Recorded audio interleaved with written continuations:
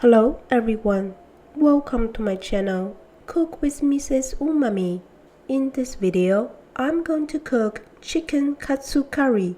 Let's get started.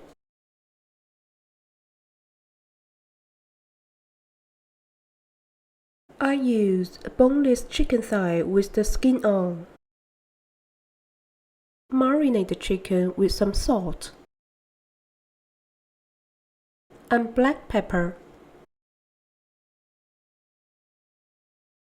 Then keep the chicken in the fridge for 3 hours. While waiting, I will make the curry sauce.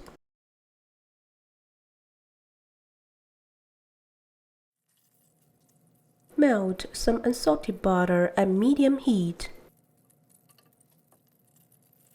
Add a chopped yellow onion. When the onion is browned, add a carrot, potato,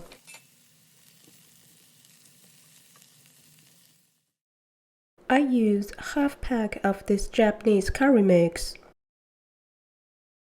Chop them first,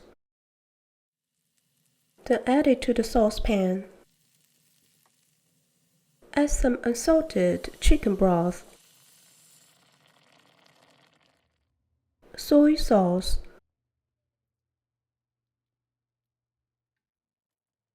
a little sugar. Mix them well and bring to boil, then keep simmering for 20 minutes. Next, I will prepare to deep fry the chicken. Mix the same amount of all-purpose flour and cornstarch. 3 beaten eggs. Breadcrumbs. The order to coat the chicken is flour, beaten egg, then breadcrumbs. Heat up some vegetable oil. I begin to deep fry the chicken when the temperature reaches 170 Celsius. The chicken will be ready when the color is dark. At this point, let's check the curry sauce. The potato is soft enough, so turn off the heat. Chop the chicken thigh. Add the curry sauce to the rice bowl. Let's do the calculation. This is the price list of all my ingredients.